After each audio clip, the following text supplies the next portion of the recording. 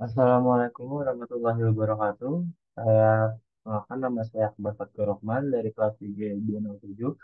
Pada kesempatan kali ini saya ingin melakukan metode pembelajaran atau materi pembelajaran mengenai modul POMPI atau Perencanaan Organisasi dan Manajemen Perusahaan Industri.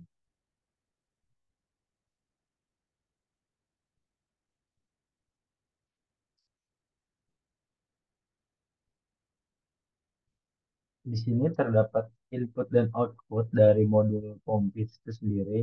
Input dari modul POMPI yaitu kandidat lokasi perusahaan dan UMK. Dan outputnya tersendiri akan yaitu lokasi perusahaan terpilih, nama perusahaan, logo dan visi dan misi perusahaan, struktur organisasi perusahaan, dan gaji tenaga kerja.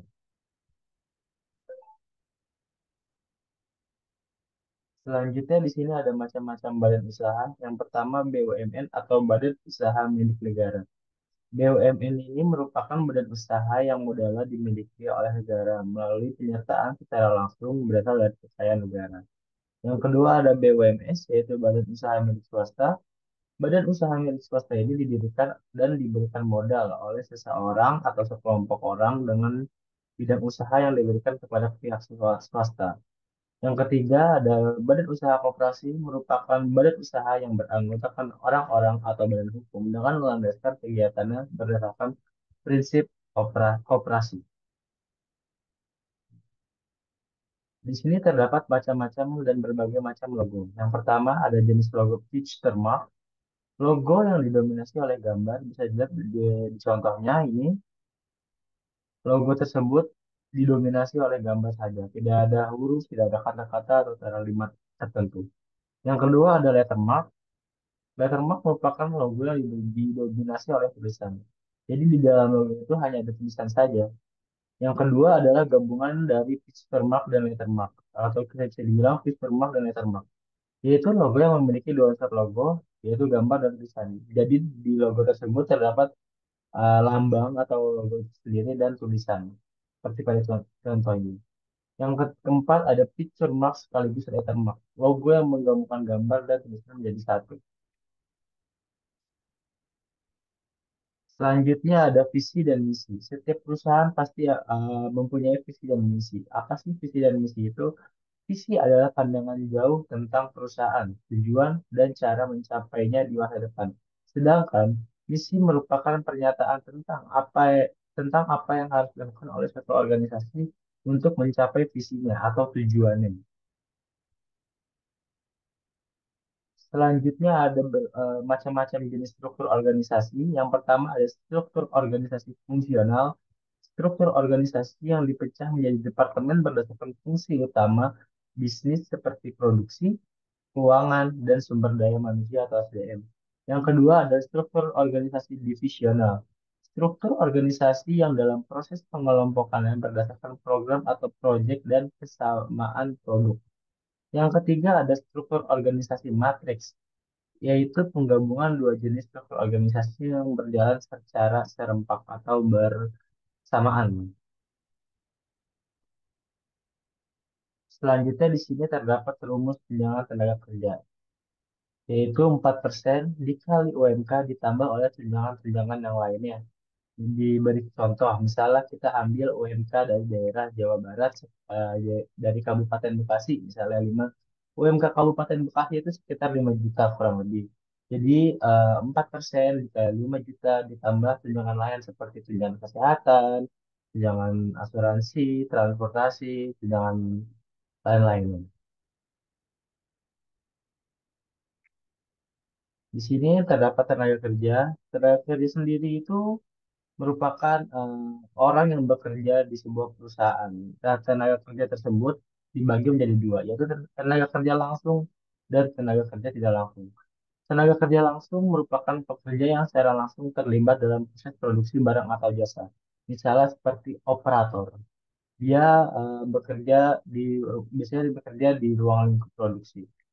Kemudian ada tenaga kerja langsung merupakan tenaga kerja yang tidak berhubungan pada bagian produksi.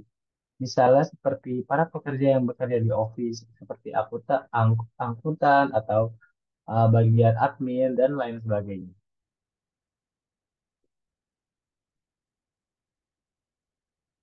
Selanjutnya di sini ada rating faktor method atau metode pemeringkatan faktor.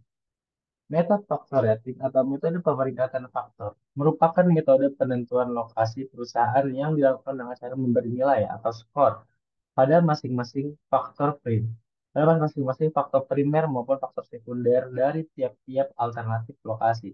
Jadi sebelum kita menentukan lokasi perusahaan, kita menggunakan rating factor method untuk menentukan nih mana lokasi yang strategis, mana lokasi yang terbaik untuk dibangun perusahaan.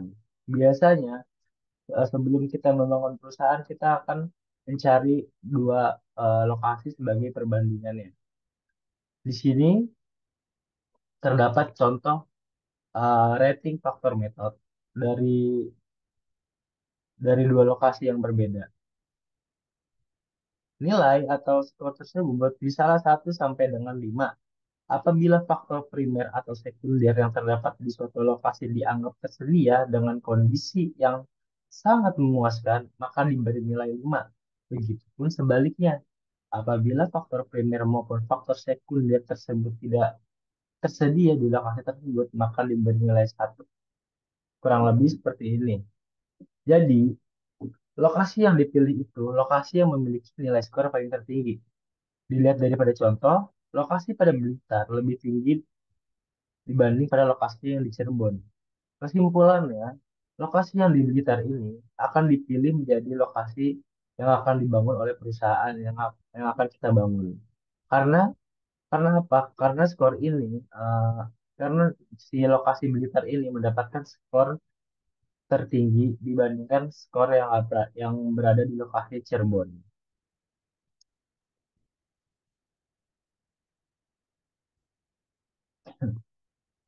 Selanjutnya ada AMDAL. AMDAL atau analisis mengenai dampak lingkungan. Sebelum kita membangun sebuah perusahaan atau membentuk sebuah perusahaan, kita juga harus memikirkan lingkungan sekitar atau dampak-dampaknya. Ya, terdapat beberapa aspek tentang AMDAL. Yang pertama, terdapat aspek lingkungan, aspek sumber daya alam, aspek tenaga kerja, aspek ekonomi, dan budaya. AMDAL ini sangat penting untuk membangun sebuah perusahaan karena eh, dampak lingkungan itu sangat penting juga, sangat vital. Terima kasih, sekian dari saya. Kurang lebihnya mohon maaf. Wassalamualaikum warahmatullahi wabarakatuh.